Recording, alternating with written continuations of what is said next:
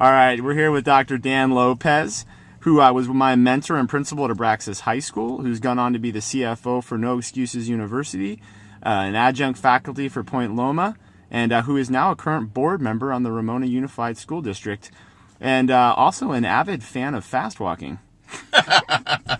Just kidding. Thanks for having me. Dan, couple of quick questions before we dive into what it's like being on the board. Tell me a little bit about just basic politics and education from your perspective. Well, the current problem, obviously, with education is our fiscal situation, and so when there's no money, it makes the whole concept of politicking and diplomacy with, from a board perspective, 5 different people all looking out for what they believe is important and the constituents that they have to answer to. So this financial strain in the economy that we're in has really made politicking that much more difficult.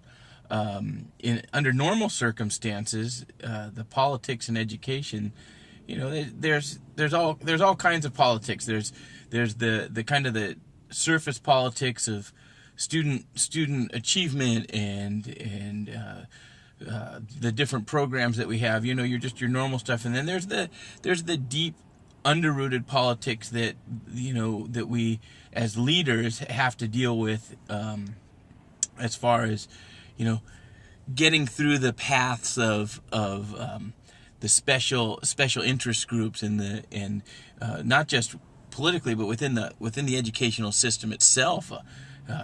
Knowing what path to deal with as far as dealing with your superiors, knowing what paths you have to take with your teachers and your staff. So the politics of education is very broad. Give me an example of a special interest group that you would have to take, a specific path with. As far as from a board perspective, or as a... Both from a board perspective and then maybe also from a perspective of being a principal. Well, as a principal, you're dealing with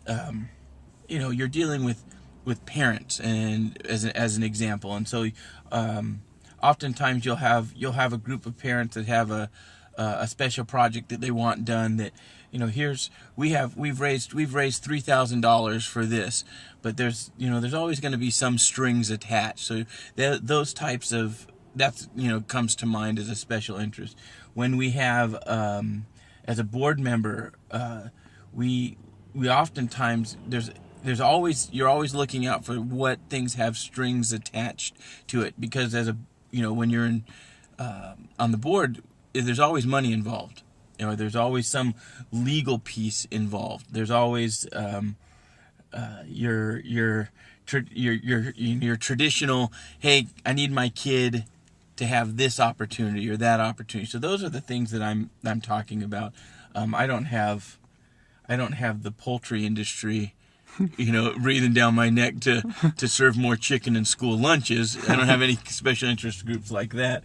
But it's parent based. It's dollar based.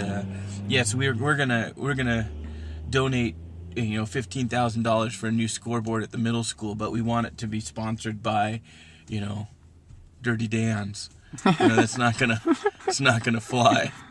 So that's a good example. So what about in terms of the board? What kind of actual politicking go on? I mean, are there things like axes and allies, or is it really kind of more just kind of generic than? I absolutely think there is, and certain boards are more efficient and collaborative than other boards. I mean, you can look around the county right now and see boards that are working more cohesively than others. I mean, you can see by the way they vote.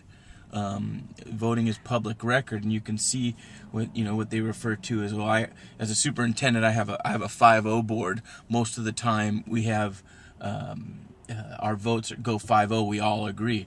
Oftentimes you have boards that are 3-2, and you're always just getting the majority.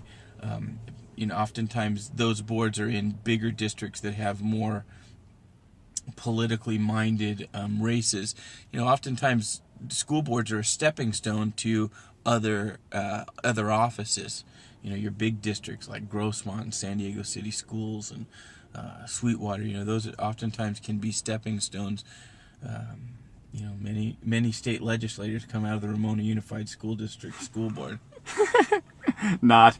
No, so I just want to make sure I get that straight. So, for example, I want to pursue a future career in politics. I'm on the San Diego Unified School Board, and I might feel like it's the right thing to do to vote for something, but knowing then that vote would be public record, and knowing it's not necessarily aligned with my future political career, I may choose to vote otherwise. Certainly, and I for instance, I was endorsed by the Republican Party. I received that endorsement.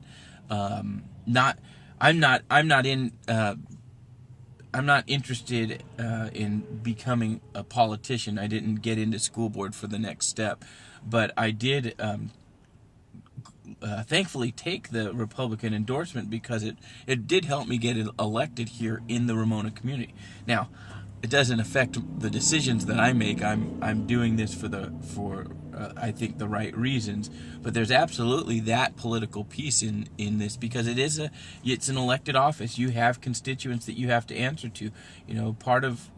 For example, in Ramona, we have people that have been elected on the board that are community have been part of the community for a long time, and they have to answer to other groups that they're on. They may be on the planning group for the new, the new rec center, which doesn't necessarily have anything to do with the school, but people will make those ties and connections, expecting to have this board member make votes that would help them get their stuff done.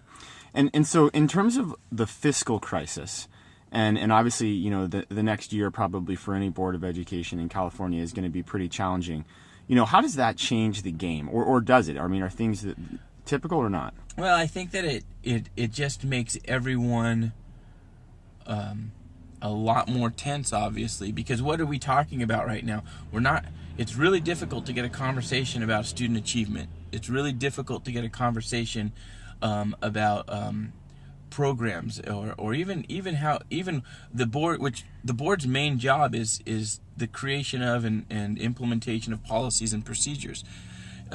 It's hard to have those conversations when all you're talking about is fiscal management and fiscal resources.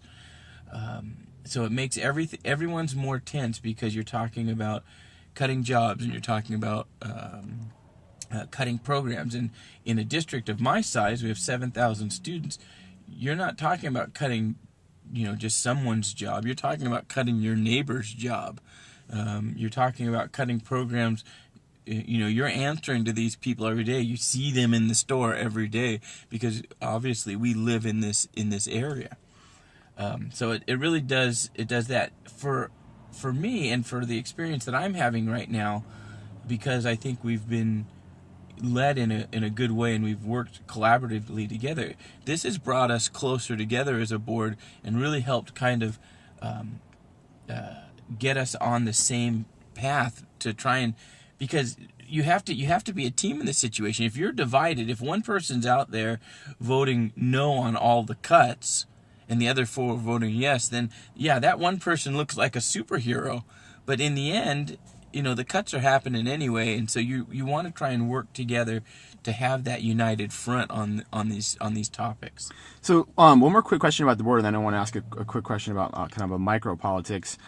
So let's just say, for an example, that you as a board member felt like, pools, for example, the pools at the high school were pretty costly, and that Right. You probably thought that they would be better served, hiring a couple teachers or keeping a couple teachers instead of servicing the pools that year. What kind of politics would you run into if you kind of made that push? You're gonna run into you're gonna run into two things. One, you're gonna run into the parents and the students of the swim team and the polo team and all of the activities that go on there. You're gonna run into the community people that use the pool during the summer. So you're gonna have people coming in wanting to donate money to save the program, which most of the time it's far below what the actual costs are. So they're coming in saying they'll fix the problem, but it's really rarely do we generate enough funds to fix the problem. The other problem you could run into in that situation is, okay, we're gonna close the pool, and as part of the pool we have girls water polo and girls swimming, and then we get into a Title IX issue where we're cutting programs, and then now we have to, not only did we cut the pool out, but we cut 3 women's sports programs, and there's only 2 men's sports, so we got to go find another men's sport to either cut or add another women's sport to stay in line with regulations. I think that would be, if that was the case, that'd be a perfect time for fast walking. I know you want that to happen. Ladies fast walking, and it would be inexpensive. Plus, I think you could draw a huge fan base. So last question. In terms of micropolitics, obviously you're kind of seeing this at the macro level to the extent that the Ramona is. Because Ramona is a macro. Huge. Good example of macroeconomics. Looking over here at the local hangout, the gas station. No, but in terms of like a micro-political level, I mean, having an experience as a middle school principal and a principal at Abraxas, what is this situation, this fiscal crisis, have at a micro-political level? It's difficult to get it from a human nature level. It's really difficult to get people to worry about. For instance, student achievement or teaching kids. They're so busy worried about their jobs and their base level needs that it's hard to get past those things sometimes to worry about what is, quote unquote, important. So right there is a huge problem as a leader. How do you deal with making sure everyone has a sense of security and a sense of safety so that they can move on past those things so that they can do their job each and every day? How do you keep morale high enough? And a lot of it has to do with, in my opinion, open and honest communication, trying to make sure that your staff knows that you will continue to share information as it comes out. As the bad news comes, I think you need to deal with it in a very head-on and honest manner. So when you're dealing with these huge, world, national, state problems that are affecting us on a very personal level, those personal needs that people have, unfortunately, those are realities that you have to deal with and manage as a school leader. And then the other thing is the reality of your budgets. I mean, you're going to have to start making decisions on a site level that are going to affect people, just like I'm making decisions on a district level. As a principal, I would have to make those similar decisions at a site level. What are we going to cut? What are we going to keep? And how am I going to continue to find those dollars for just those little things that we do on a regular basis? From storerooms and keeping paper and ink cartridges in our printers to, for some schools it might be, the field trips that truly are academic in nature. I mean, you're gonna have to pick with some. You're gonna make some difficult decisions picking what it is that you want to keep and what you want to get rid of. Perfect. Thank you so much, Dr. Lopez.